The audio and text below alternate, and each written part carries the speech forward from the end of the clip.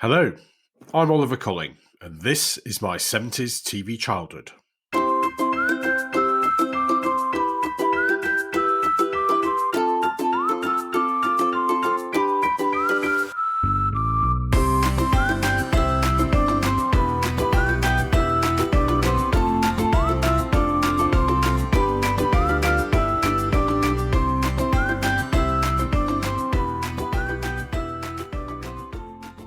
Hello again, and welcome back to our podcast celebrating growing up in Britain during the 1970s and the part that television played in our lives. It's great to have you with us again. This week, as a much longed for Christmas approaches, at the end of what has been a tough year for many, I've been taking a look back over the last few months, and I've put together a special seasonal selection box for you to pick out what have been some of the highlights of our trips back to a simpler time, where phones were things that sat on a table in the hallway, where we didn't know how much sugar went into our fizzy drinks, and where Milky Way was still the sweet you could eat between meals without spoiling your appetite. I've really enjoyed revisiting my childhood, and I'm so happy that the podcast has brought back so many happy memories for such a lot of people. So if you have enjoyed the show, why not tell your friends? Then you and they can make sure that you never miss an episode by subscribing at Apple Podcasts, at Google Podcasts, Amazon Music, Spotify, and lots of other top podcast service providers. You can also share your memories with me at www.my70stvchildhood.com, tweet at 70stvchildhood, or email me, oliver@my70stvchildhood.com. So let's go back to the start of our journey and cast your minds back to our first episode, where I reminded you what it was like watching TV in the 1970s. Another big presence in my and many of my contemporaries' lives was the television. For me, the TV was a wonderful gateway into a bigger world of fantasy, of drama and exciting faraway places. It was also a focal point for many families, an important cultural reference point for British society at a time when things were, let's say, a little grim. Now, some younger listeners, and those of you listening in other countries, may think I'm overdoing the importance of television in our nation's cultural history. But I would like to take you all on a journey back to what TV in this country was like. Today, television is just one part of the overall home entertainment proposition, with hundreds of channels available, featuring a huge variety of entertainment, literally to cater to almost all tastes. Although there does sometimes seem to be so much choice that I might agree with my wife's hero Bruce Springsteen when he complains that there are 57 channels with nothing on. We can now access live sport of all kinds, from Premier League football to events like Sky's Fishermania, which, believe it or not for those who haven't seen it, makes fishing into an exciting TV proposition. Honestly. There are arts channels, movie channels, most of which are also available on demand. And when you add streaming with Netflix, Amazon Prime, YouTube and others to the mix, you could quite easily spend every waking hour of your whole life watching new content on what's likely to be an enormous TV screen, tastefully installed on a wall of your choice in your home. There was nothing like this in the 1970s. I remember a few years ago explaining what TV at that time was like to one of my American work colleagues, who I think thought I was winding her up. Now, this may be a shock for some of our listeners, but in the 1970s we had 3 TV channels in the UK. I'll say that again. We had 3 TV channels: BBC One, BBC Two, and ITV. That was it. And we were lucky to have BBC Two, which only began in the 60s and was developed as a means to test out Europe's first colour television broadcasts in 1967, coincidentally the year I was born. We then went on to look at what programmes Britons were watching during the decade and what that said about our society. It's fascinating to look at a list of the most watched programmes for each year in the 1970s to see where we were as a nation. In 1970, for example, the most watched programmes were the Miss World contest, followed by an episode of the Benny Hill Show and the Eurovision Song Contest. Others in the list for that year include On the Buses, the Royal Variety Performance, Please Sir, Steptoe and Son, and of course, inevitably, Morecambe and Wise. In later years, the same names crop up again, supplemented by the likes of Love Thy Neighbour, Bless This House, The Generation Game, Dad's Army, and, amazingly, the Black and White Minstrel Show, all of which attracted audiences of around 20 million viewers in their prime. From this, it appears that popular British culture in the 1970s could be summed up in endless light entertainment and variety shows and slightly risque sitcoms, many of which contained dangerously racist undertones. And to an extent, I'm sure this was the case. But as a child in a small northern town with little diversity in its makeup, it didn't feel like that at the time. Looking back now, it's incredible that the BBC and ITV allowed some of these shows to be made and broadcast when Britain had been increasing its diversity since the end of the war. Well, there's more to come on all of the shows mentioned in that clip, but that's for later episodes. After setting the scene, we took a look at early memories of television and heard what one of our listeners, George from Wimbledon, could remember. He was also puzzled by the sleeping arrangements in Hector's house. I think this is was quite difficult for me to sort of narrow it down. I think partly because I had an elder brother. So some of the things that I remember him and my mother talking about, for things like Poggle's Wood and Noggin the Nog, I don't think I actually saw. I think the first distinct memories I have of children's TV, I think there's probably two. I think first it would be The Herbs. Oh. And then alongside that would be Hector's House. Two classics. Yeah. I mean, and you're going back to them now, and especially Hector's House. It is slightly bizarre. But again, as a child, it's just like, he seems a bit focused on his garden, does Hector, doesn't he? It's only when you see a garden, as a grown-up, you think, oh my God, can you imagine him as a neighbour?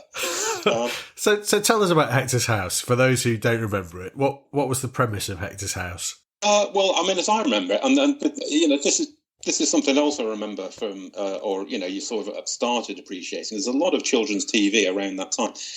I think only a small percentage was actually homegrown. I mean, Hector's House and Barnaby the Bear couldn't stand were French, alongside things like the Magic Roundabout. So I think that there was a lot of children's TV was sort of imported from abroad at that time. Although when you were watching it, you didn't really realise it.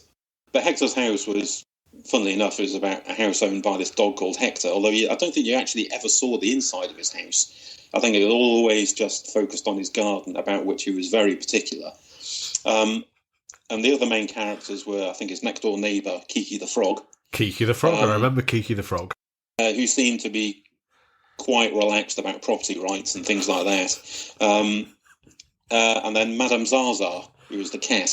But I could never, I'm just trying to think, I didn't know whether there's some sort of cross-species relationship going on between Hector and Zaza. Well, that's one that I suppose was never let on to. Or whether, I don't know. Can you remember? What was? I can't remember. I remember Hector's house. Sat in a chair sewing most of the time. Because it was all silly old Hector. Oh, because he'd always be put in his place by the end of the programme.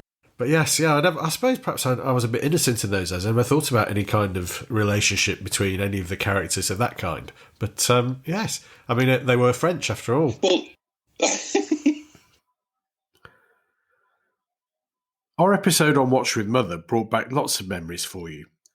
And although not strictly a Watch with Mother show, Gillian in Cambridge had some fond memories of a certain breed of moon dweller. Oh yes, well, the thing I do remember, which again was very enduring, was the clangers, the little knitted creatures. Oh, yes. And For the great Oliver Postgate. the great Oliver Postgate, who did all sorts of things. And is he Emma Thompson's father? No. Well, you can edit that out. Very, very, yeah, I know he did a lot of things, but obviously I didn't know at the time. But the Clangers was quite something. There was just something unworldly, literally, but also just, it was so harmless, but somehow so engaging. And of course, they spoke in it. And there's obviously a theme here. They spoke in a peculiar way as well. And how did they speak, for those that don't remember the programme? Yeah, my whistling's not very good. Can you do better? Exactly. Yes. We're conforming to gender stereotypes here. You can whistle better than I can. And it is true that kind of whistling communication. And my oldest friend, we were at primary school together, and then together at secondary school, which was really quite an academic, traditional girls' school. And when we were in our early teens, we'd still be doing clangers talk on the way home from school. We'd be talking in the funny whistling, which I won't try again, in between talking about T.S. Eliot or Russia or whatever. So that obviously that kind of language had a real impact as well. It was just engaging. I can't remember anything about it, except they were little and knitted. There was something to do with the soup dragon. Yes, the soup dragon. Soup dragon, yes. But it was really the little knitted, sort of almost like little mice type creatures. That's right. Yes, I was very fond of the Clangers myself. Remember, Gillian, always best not to mix up Oliver Postgate with the great Eric Thompson, who really was Emma Thompson's father, and the unforgettable voice for the Magic Roundabout, more of which to come in a future episode.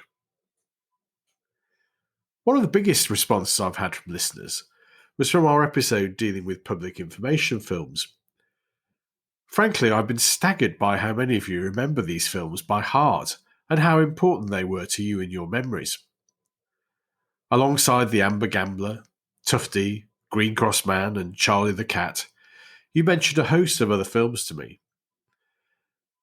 Thanks to Jeremy in North Yorkshire, who sent me a link to the 2-second rule, a really chilling and quite blunt piece about keeping your distance from the car in front while driving. Only a fool breaks the 2-second rule. Really quite memorable. Returning to our childhood memories, in our episode Comics, Death and Pipkins, Stuart from Wandsworth stirred memories of Pipkins for lots of you. It seems Hartley Hare wasn't as scary as we remember. One anonymous listener let me know he thought Hartley was a pathetic, threadbare excuse for a hare, and, like all bullies, backed down when confronted. I didn't realise Pipkins generated such strong emotions. Anyway, let's listen again to hear what Stuart had to say about the show, and how it brought death into its plotline. And the thing I remember is a programme called Pipkins. Yes. Which was a live action, but not a cartoon or anything. It was set in a shop, which I think was...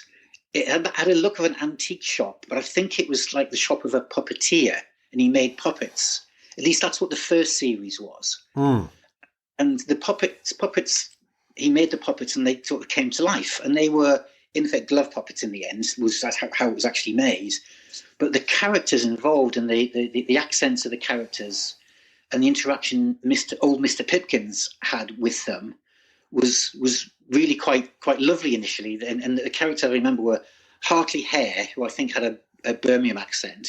Mm. There was Top Off the Monkey, who, despite his Eastern European name, I think had an English accent of some sort. And I remember there being a tortoise, an ostrich, and there was something else. There's a pig. Pig. A pig. Oh, cool. Yeah, pig. Maybe it was Pig who had the Birmingham accent. Pig and Top Off. Yeah. And Hartley Hare was like the angry, almost psychotic character who just seemed to want to have a fight and pick issue with everyone. But there's this lovely interaction of that first series I remember really quite strongly as being something to go home to. And how I got home, I don't know, because my school must have been a 20-minute walk there and back. So how I did that and had lunch and got back to school in time, I do not know. But it definitely happened. I was going home to see that and Rainbow, because I think they used to alternate. And the real thing I remember through watching it was that old Mr. Pipkins died between the first and second series, I think. And so not only did they change the show, and his assistant became the lead character, who by the way was a black actor, and he's one of the first black actors I remember seeing on TV. He ran the shop and whatever. But they actually addressed the issue of death, and they had one of the puppets, and I'm thinking it must have been Top of the Monkey, talking to Johnny, I think he was called. Yeah, Johnny, yes. About the death of this much-loved old man. And probably as a 6-year-old as I was then, that might actually be my first experience of a sense of loss about things. But the memory of the show, and then what it changed a bit. And I think actually looking up today, it actually ran for about 7 or 8 years. But I remember only watching it while I was about 5, 6 years old. It was just a really lovely, solid memory, apart from being a bit scared about how angry this hare was, partly hare. But other than that, it's a lovely memory of the lunch times at home sitting with my dad and my brother, and my mum having lunch during the week, which is probably quite rare for children now. Music has been a very popular subject for our guests. In Sporting Life, our guest Ross, a sports media executive, got a bit sidetracked from the main subject of the programme by theme tunes when thinking back to his youth. The White Horses was very similar as well. And I was very captured by the theme music, as I think many people were. Many people can recite, the theme tune.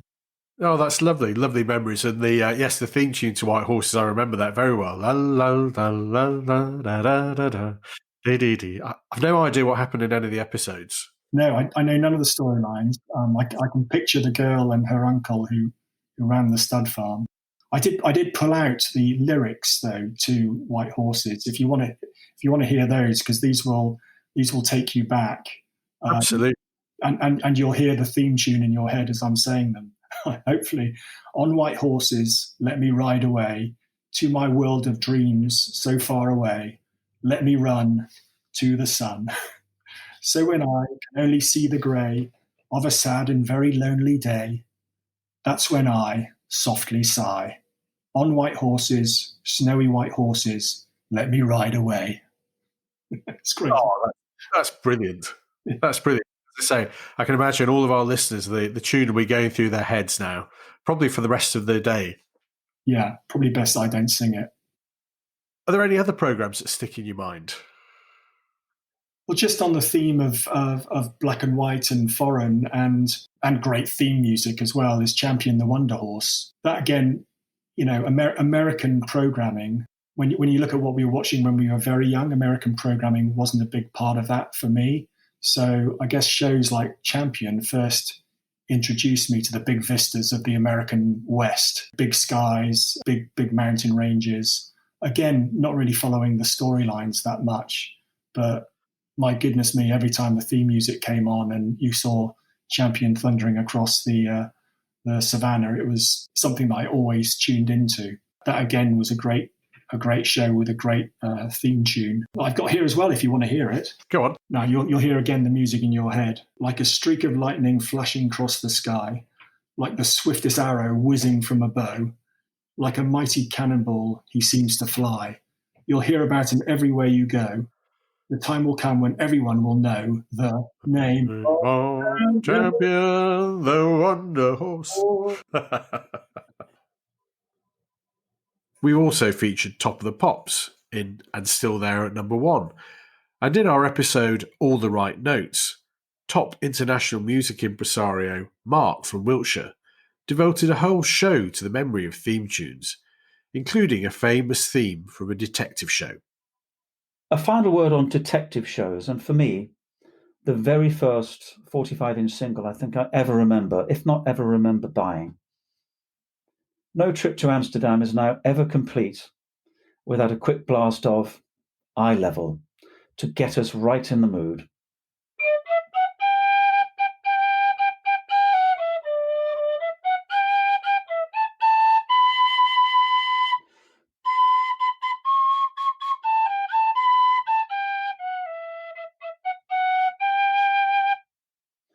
For me, this timeless classic of a television theme to top cop show Van der Valk has continuing power to draw pictures and set a mood.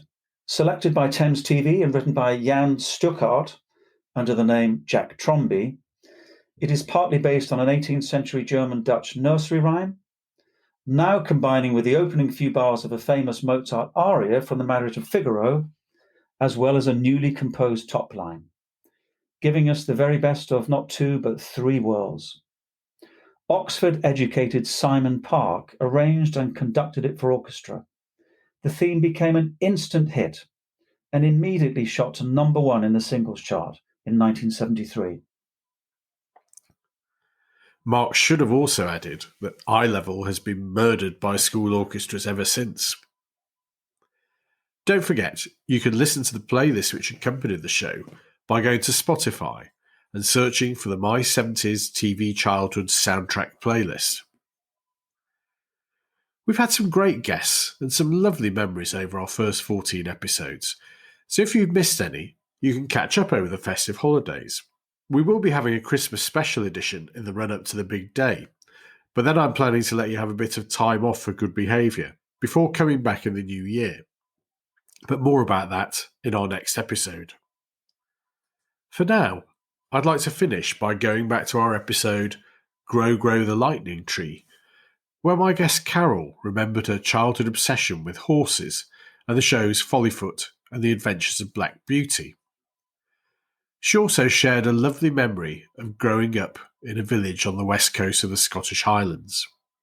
From the age of sort of, I would think about 7 or 8, I was obsessed with horses. So things, and I was talking to my husband about it actually the other night, and I wonder if my obsession at that time was because we didn't have any. I can't remember seeing a horse in real life until I went to boarding school at the age of 11. So from sort of 7 to 11, anything horsey was a complete obsession for me. So I loved things like Follyfoot is one that I remember vividly. Oh, yes. And mainly because of the cruelty involved in that programme, I think. And I couldn't conceive of these beautiful creatures and them being treated so badly by humans, you know. I couldn't understand how a human being would do that. So wanting to kind of, I don't know, make things better in a way. When I was 11, then being able to ride and joining a stable and looking after a horse and that kind of thing. And the other key thing was Black Beauty for me, because it was, again, I'm sure iconic for a lot of people of our age. You know, that theme tune was so exciting. You know, when you heard that, I can remember the hairs on the back of my neck standing up, you know, that this beautiful horse in the opening scene just galloping through fields. And so they were my obsessions. Horses, definitely. No, it's interesting. I remember Follyfoot because and you're talking about doing good and being good for the horses and so on, because I seem to remember the central character in that was a girl who wanted to be with horses. Yeah. Was her name Dora? Dora, I think it was. Dora, yeah. It was. I don't think it was Flora, and maybe that's because I had an auntie called Flora who, you know, maybe I associate it with that. But I think it was Dora. And I can't remember who played Dora, but I do remember that one of the farmhands was Arthur English. Do you remember him? Yes, he was the sort of kindly one who wasn't too cruel to horses, I don't think. No. There were a lot of characters in the programme that were very kind to the horses, which is, you know, which was a good thing. You saw the nice side of it, but it was one of those things that when I started listening to your podcast, and you know, everything brings back a memory of something else, you know. And I can't remember which of your podcasts it was, but I just suddenly Follyfoot just popped into my head for some reason, and I haven't thought about it for tens of years. You know, it's been a cathartic listen. Oh, that's nice. That's nice to hear. Yeah, really. Lots of programs about horses. I mean, I think similar to you, I didn't see much in the way of horses when I was growing up. I seem to remember at one point, because I grew up in a town in Warrington, and I seem to remember at one point, probably influenced by either Follyfoot and or Black Beauty, saying, wouldn't it be nice to have a horse? At which point my parents went very quiet and just sort of, so there are a couple of things to that I didn't realise at the time. Having a horse in the middle of the town probably wasn't a good idea. And secondly, unbeknownst to most small children, horses are ruinously expensive to keep. Yes, they are. They are.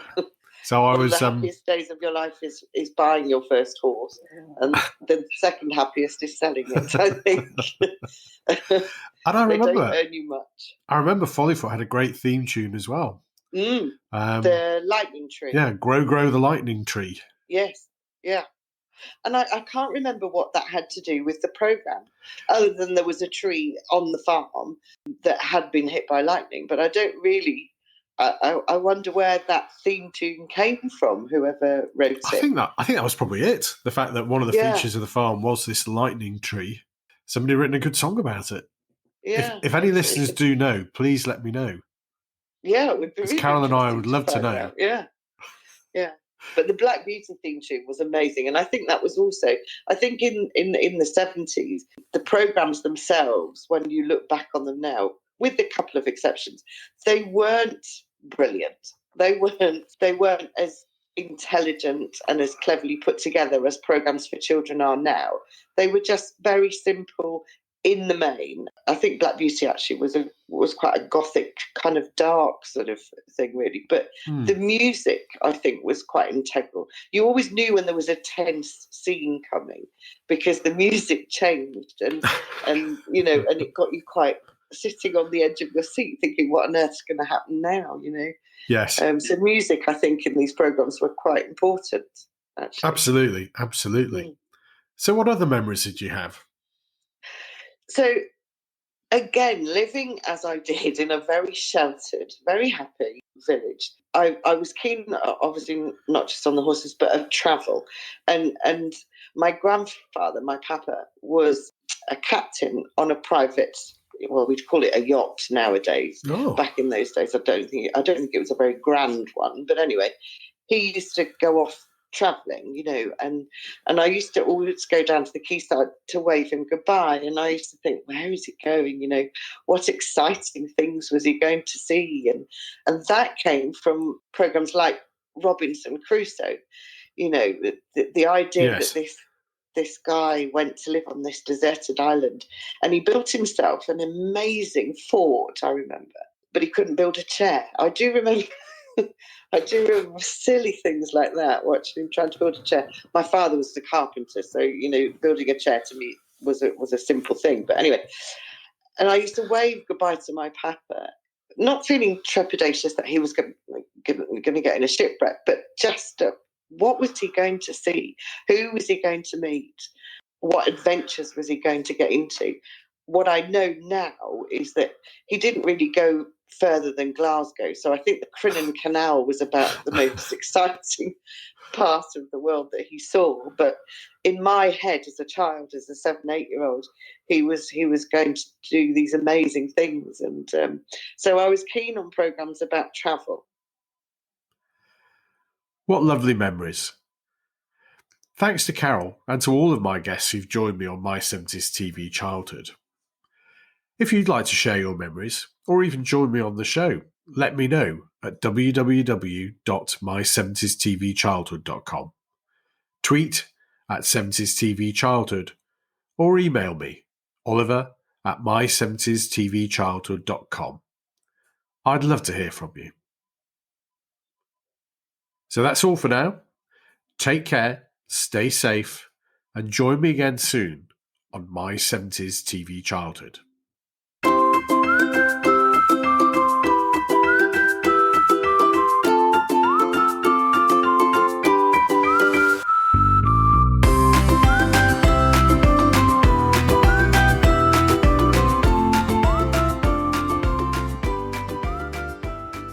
If you've enjoyed the show, you can support it by going to my Patreon page, www.patreon.com/Oliver Colling.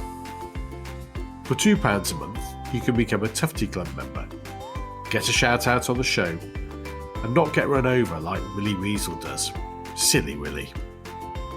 For £5 a month, you can become a Blue Peter Badge member, get a shout out, appear on a future episode, and join Arthur Askey in the Blue Peter pantomime. Oh yes, you can.